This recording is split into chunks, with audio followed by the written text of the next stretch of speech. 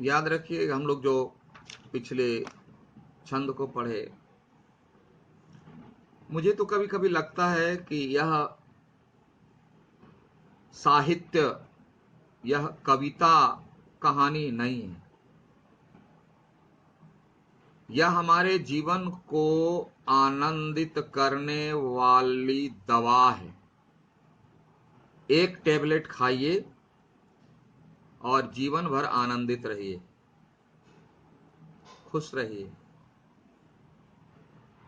वाकई में साहित्य की बातें जो है ना, वह जीवन की दवा है,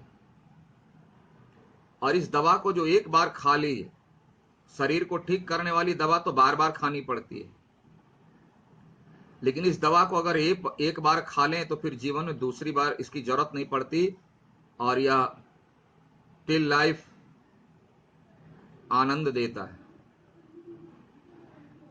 अब इसका प्रमाण है अगला, बहुत ध्यान से सुनिएगा। इस विशद विश्व प्रवाह में किसको नहीं बहना पड़ा। हम लोग बहुत रोते हैं, मैं भी रोता हूं, लेकिन अपने आप पर रोता हूं, दूसरों पर नहीं। क्यों? उसका कारण यह है कि मैं कोई देवता नहीं हूं, ना पत्थर हूं, ना भगवान हूं, इंसान हूं। कभी कभी आ जाती है बातें और लगता है कि मेरे साथ ही यह घटना घटी, तो एक आवाज आती है इसी तरह की कि इस विशद विश्व प्रवाह में किसको नहीं बहना पड़ा। क्या मेरे भाई, आप जो कहते हो आपके साथ घटना घटी, तो आप कितने बड़े वीआईपी हो? पूरी दुनिया में आप कितने बड़े वीआईपी हो? पहले यह तो बताओ कि आपके साथ यह घटना नहीं घटनी चाहिए। तो जब इस संदर्भ में मैं देखता हूं तो लगता है कि मेरा कोई अस्तित्व है ही नहीं, शून्य के सिवा। तो कवि कहते हैं, इतनी बड़ी दुनिया में सबके साथ ये घटना घटी है, तो तुम कितने महान हो जो तुम्हारे साथ नहीं घटेगी। इस सड़क पर तो सभी चल रहे हैं, तुम भी हो। वही कर, इस विशद विश्व प्रवाह में, विशद मतलब बहुत बड़ा, ह्यूज, पूरी दुनिया में यहां से वहां तक। प्रवाह मतलब फ्लो, जैसे अगर प्रलय आ जाए, जल का रेला आ जाए, बाढ़ आ जाए, जिसमें सारी चीजें बहती चली जाएं, तो उसमें अगर हम कहें प्रभु हमको छोड़ दो, सबको बहा के लेकर चला जाओ, चले जाओ, क्या यह संभव है? नहीं है। इसलिए कभी कहते हैं, ये दुनिया, इस दुनिया में सबको बहना पड़ा है, सबको जाना पड़ा है, सबको एक साथ दुख सुख झेलना पड़ा। सुख दुख हमारी ही तरह, यानी मैं जैसा झेल रहा हूं सबको झेलना पड़ा है।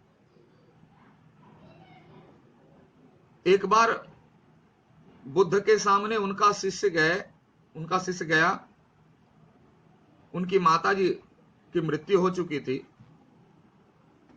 बहुत बेचैन था, क्योंकि वह मां बेटा था। कहीं आपको संतान मिलेगी, कहीं पिता मिलेंगे, मेरा जो उद्देश्य है वो बता रहा हूं।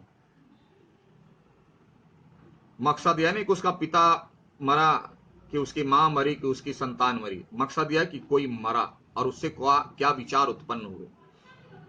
बहुत रोने चिल्लाने लगा, बोला नहीं, हे भगवान, मुझे वापस चाहिए, जीवन दान दीजिए। तो बुद्ध ने कहा ठीक है, मैं दे रहा हूं जीवन दान, ये लो पात्र, और इसमें एक कटोरा जो है चावल किसी ऐसे घर से लाना जिस घर में किसी की मृत्यु न हुई हो। गया, पूरा दिन भटका, अंधेरा होने को है तो लौटा। बुद्ध ने पूछा, वत्स मिल गया? शिष्य ने उत्तर दिया, भगवान हमें तो कोई एक घर मिला ही नहीं जिसके घर में कोई ना कोई डेथ ना किया हो, सबके घर में कोई ना कोई डेथ किया है। तो बुद्ध ने पूछा, तुम्हारे प्रश्न का उत्तर मिला? बोला, नहीं भगवान, मैं समझ नहीं पाया। बोला, देखो ये दुनिया का नियम है, जो जन्म लिया है वह मरेगा, सबका मरा है, मैं भी मरूंगा। बुद्ध ने कहा कि वे भी मरेंगे, उनको भी शरीर छोड़ना पड़ेगा। तो जब सबके साथ ऐसा होता है, होगा, हो रहा है, तो अगर तुम्हारे साथ हो गया तो कौन सा अन्याय हो गया?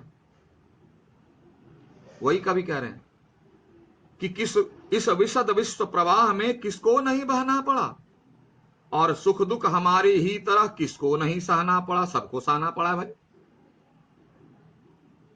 तो आप अपना गाना क्यों गा रहे? मेरे साथ ऐसा हुआ, मेरे साथ ऐसा हुआ, मेरे साथ ऐसा हुआ, और किसी के साथ नहीं हुआ हो तो आप गाइए कोई नया गाना, ठीक है, सुनने में भी अच्छा लगेगा। जब सबके साथ होता है ऐसा, अरे किसी की मां मरी, किसी का पिता मरा, किसी का बेटा मरा, किसी का हस्बैंड मरा, किसी की पत्नी मरी, किसी की बहन मरी, किसी का भाई मरा, किसी का चाचा मरा, सब तो मरता है। तो इसमें आश्चर्य की बात क्या है? कभी कहते हैं ऐसा दुख सबको मिला, और जब सबको मिला तो फिर व्यर्थ क्यों कहता फिरूं, मुझ पर विधाता बाम है। फिर बेमतलब की बातें चिल्लाता क्यों रहूं कि मेरे साथ ईश्वर ने अन्याय किया, मेरे साथ ईश्वर ने अन्याय किया। हां, अगर ईश्वर ने सबके साथ न्याय किया, सबके माँ बाप को छोड़ दिया, बेटा बेटी भाई बहन को छोड़ दिया, और हमारे बेटे बेटी को मार दिया, मेरे माँ बाप को मार दिया, तब भले कंप्लेन करने का अधिकारी है हम। ऐसा तो होता नहीं। जब सबके साथ वही घटना घटती है तो अपने बेकार में, यानी फिर व्यर्थ क्यों, व्यर्थ मतलब बेकार, फालतू, बेवजह क्यों कहता फिरूं? चारों तरफ बोलते चलते हैं मुझ पर विधाता बाम, यानी मेरी तकदीर खराब है। विधाता मतलब ईश्वर ने मेरे साथ उल्टा व्यवहार किया। हम कर सकते हैं उल्टा, ईश्वर नहीं कर सकते, क्योंकि उनके लिए सभी बराबर है। हमारी सोच उल्टी है, क्योंकि आईने में हम तो जैसा चेहरा में लगा के जाएंगे, चेहरा तो वैसा ही दिखेगा ना। अब चेहरे पर मेरी कालिख लगी है और आईने के सामने खड़े हो जाएं और चेहरे पर कालिख नजर आए, तो आईने को दो घुसा मारे,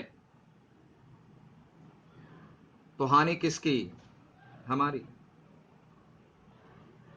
इसलिए कवि कहते हैं कि आप अपना दुखड़ा सबके सामने मत सुनाइए, यह रोना मत रोइए कि आप ही के साथ ऐसी घटना घटी है। किसी को धन चाहिए तो किसी को फ्लैट चाहिए, किसी को सोना चाहिए, किसी को कपड़ा चाहिए, किसी को स्वर्ग चाहिए, किसी को नरक चाहिए, सब बेचैन है। इसलिए सबसे अच्छा फॉर्मूला कल मैंने पोस्ट किया है, सबसे फॉर्मूला मंत्र एक ही है, जो मिला जब मिला जैसा मिला बहुत अच्छा मिला, हे प्रभु धन्यवाद। इसमें जीना सीख ले।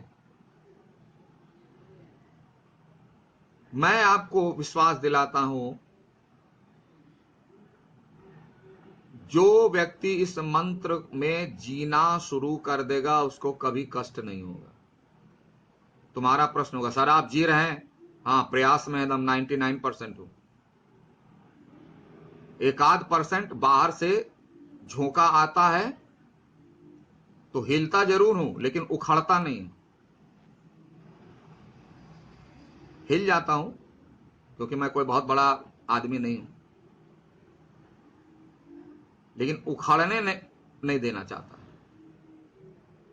इसलिए कभी कह रहे हैं इस छंद में कि सबके साथ यही हुआ, पूरी दुनिया के साथ ये होता आ रहा, आपके साथ हुआ तो कोई अन्याय नहीं हुआ।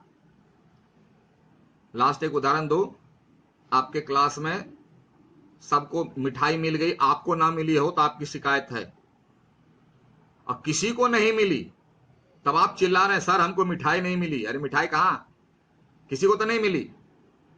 तो नहीं सर मुझको नहीं मिली। अरे आपको नहीं, किसी को नहीं मिली तो आपकी शिकायत क्या।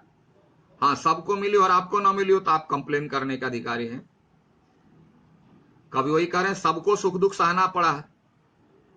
थोड़ा सा एक बात याद रखना ना, प्रभु यीशु जो है उनको क्रूस पर लटका दिया गया, भाला भोंका गया और माना जाता वो प्रभु हैं। तो उनको नहीं दुनिया छोड़ी, उससे भी ज्यादा कष्ट हम लोगों को है क्या, जो अपने आप को कहते रहे प्रभु की संतान है, वो दुनिया उसको नहीं छोड़ी तो हमको छोड़ेगी, आपको छोड़ेगी। रामचंद्र जी को 14 वर्ष जाना पड़ा, जंगल में कुटिया में रहना पड़ा, भटकना पड़ा, तो क्या उनका कष्ट कष्ट नहीं है। और आपको एक दिन कष्ट हुआ तो बहुत बड़ा कष्ट हो गया, चिल्ला रहे हैं। तो ये सारी बातें के लिए व्यर्थ में अपनी बुद्धि, अपना विवेक, अपना समय नष्ट करना बेकार है। ठीक है, तो अगले छंद में हम लोग फिर आगे देखते हैं। तब तक के लिए thank you, have a nice day.